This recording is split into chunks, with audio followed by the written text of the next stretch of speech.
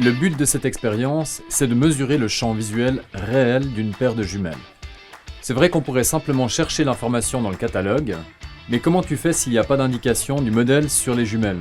C'est pour ça que l'astuce que tu vas découvrir tout à l'heure sera vraiment précieuse. Mais avant ça, la vraie question c'est, dans quel cas est-ce que le champ visuel des jumelles c'est vraiment important? Eh bien, on peut imaginer deux catégories de situations. La première, c'est quand le sujet observé est en mouvement, et particulièrement si le mouvement est rapide. Par exemple, un troupeau d'écureuils enragés qui se mettrait à fuir. Si tu veux avoir une chance de pouvoir l'observer quand il se mettra en chasse, il faudra que le champ visuel de tes jumelles soit suffisamment grand pour que tu puisses cadrer la scène dans l'instrument malgré le mouvement. La deuxième catégorie de situation, c'est si l'observateur est en mouvement. Et là, on peut imaginer un observateur dans un véhicule, une voiture, un hélicoptère ou n'importe quoi d'autre. Mais ça pourrait tout aussi bien être une bête question d'instabilité. Par exemple, un observateur sur une petite embarcation flottant sur un lac agité, un jour de tempête. Alors déjà, comment est-ce qu'on définit le champ visuel d'une paire de jumelles? Le plus souvent aujourd'hui, les fabricants indiquent la largeur de la scène visible à une distance de référence de 1000 mètres. Ça donne un truc du genre 105 mètres à 1000 mètres. Ça veut dire que si tu observes une clairière située à 1 km ou à 1000 mètres, tu pourras en observer 105 mètres de largeur dans tes jumelles. L'autre façon d'exprimer ce champ visuel, c'est de le donner en degrés. En l'occurrence, pour les mêmes jumelles, le champ visuel serait de 6,04 degrés. Ça correspond à l'angle de la projection du cône de lumière qui rentre par un objectif. Et la petite astuce du jour, c'est qu'il existe un rapport simple pour convertir le champ visuel de l'un à l'autre. Donc, un champ de 6,04 degrés multiplié par 17,4 donne une largeur de champ de 105 mètres à une distance de 1000 mètres. Alors maintenant, comment on peut faire pour mesurer ça sur des jumelles? On pourrait évidemment se mettre à une distance de 1000 mètres d'une clairière, et puis mesurer la distance qui sépare l'arbre vu le plus à gauche et le plus à droite en bordure de l'image formée par les jumelles. Mais bon, ça me paraît un peu compliqué à mettre en œuvre. Alors c'est là que tes connaissances en optique vont être très utiles. Voilà le montage que je te propose d'expérimenter. Avant toute chose, il faut que tu règles très soigneusement les jumelles sur l'infini. Ensuite, tu fixes les jumelles sur un trépied.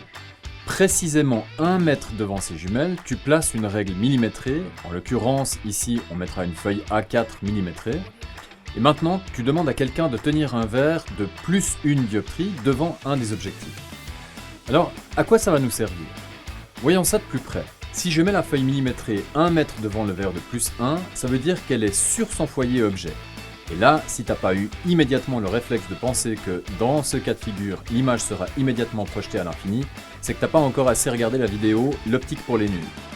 Je te mets le lien dans la description en bas. Donc, si au travers des jumelles et du verre de +1 dioptrie, tu observes une feuille millimétrée placée à 1 mètre, c'est comme si tu observais une clairière 1000 fois plus près. Le verre de +1 a donc réduit toutes les proportions par 1000. Et donc 1 mm sur la feuille correspond sur le terrain à une distance de 1000 mm, c'est-à-dire 1 mètre. Pour réaliser correctement cette expérience, il faut être attentif à plusieurs détails essentiels. 1.